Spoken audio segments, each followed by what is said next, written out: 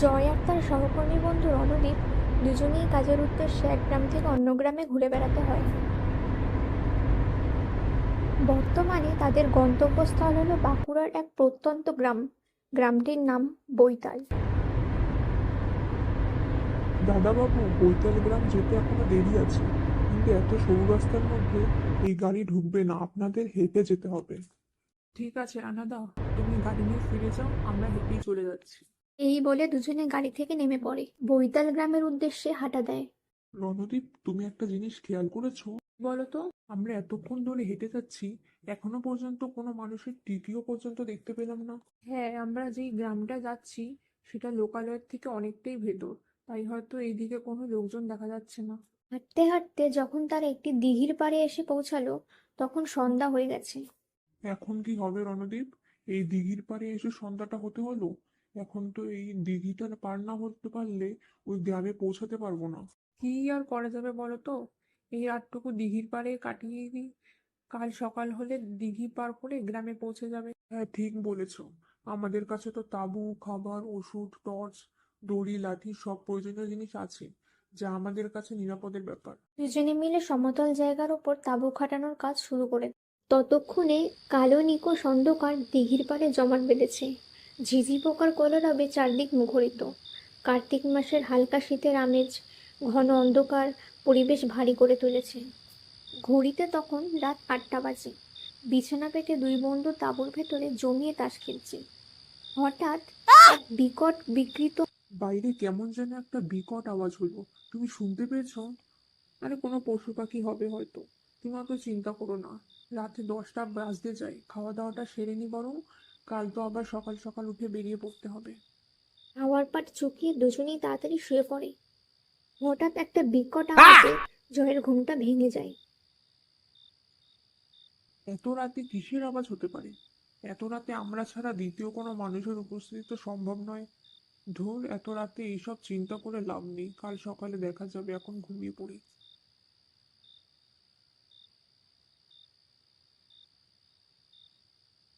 কিছুক্ষণ পর দুটি কালো হাত রণদীপের পা দুটো ধরে তাঁবুর বাইরে নিয়ে চলে আসে। জয় কিছুক্ষণ পর পাশ ফিরে শুয়ে গিয়ে দেখে রণদীপ তার পাশে নেই।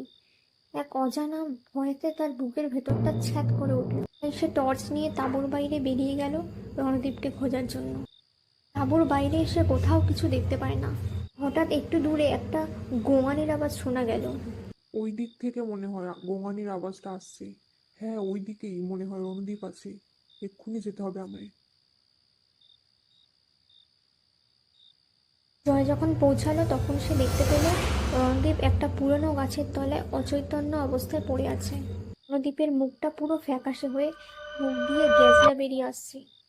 জয় রণদীপকে পিঠে নিয়ে তাঁবুতে নিয়ে যায়। রণদীপ, রণদীপ, আমার কথা শুনতে পাচ্ছো? তোমার শরীরে কি অবস্থা?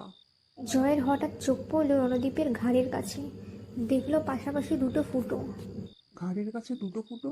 কি হতে পারে? যাই হোক, আগে রণদীপের জ্ঞানটা ফিরুক, তারপর দেখা যাবে। জয় রণদীপকে প্রাথমিক চিকিৎসা করায়। আধা ঘন্টা পর রণদীপের জ্ঞান ফিরে। আরে রণদীপ, তুমি ঠিক আছো তো এখন? হ্যাঁ, কিন্তু এখানে কি করে এলাম? আমি তো এই গাছের তলায় গিয়েছিলাম। তোমার মাথা খারাপ নাকি? এত রাতের বেলায় তুমি ওই গাছের তলায় কেন গিয়েছিলে? কিছু একটা বিকট আওয়াজে আমার ঘুম ভেঙে যায়। আর যখন চোখ খুলি, দেখি একটা কালো বীভৎস পৈশাচিক ছায়া মূর্তি আমার গায়ের উপর উঠে আছে, আর একটা গাছের তলায় আমি শুয়ে আছি। আর কিছুক্ষণ পর আমার চোখের সামনে সবকিছু অন্ধকার হয়ে গেল। আর তারপর থেকে আমার আর কিছু মনে নেই। বাপরে, কি ভয়ঙ্কর ঘটনা! আমাদের কপাল ভালো যে আমরা এখনো পর্যন্ত জীবিত আছি। এদিক রাতের অন্ধকার ঘুচে ভোরের আলো ফুটতে শুরু করেছে। তাড়াতাড়ি প্রয়োজনীয় জিনিসপত্র গুছিয়ে নাও নবদ্বীপ, সকাল হতে যায়, এক্ষুনি আমাদের এই জায়গা ছেড়ে বেরিয়ে পড়তে হবে। দুজনে তাঁবু ছেড়ে বেরিয়ে দেখে গ্রামের কিছু লোকজন আসছে তাদের তাঁবুর দিকে। যত তাড়াতাড়ি পারেন এই দিঘির পাড় ছেড়ে চলে যান। হ্যাঁ, চলে তো যাবো, কিন্তু এখানে কি আছে বলুন তো? বীভৎস পৈশাচিক রক্তচোষা আছে। হ্যাঁ, এই রক্তচোষার জন্যই ড্যানলা দিঘির পাড়ে লোকজন রাতে তো দূরে দিনের বেলাও একা আসতে ভয় পায়। এখানকার বাসিন্দারা দুজনকে শহরের ট্রেনে তুলে দেয়।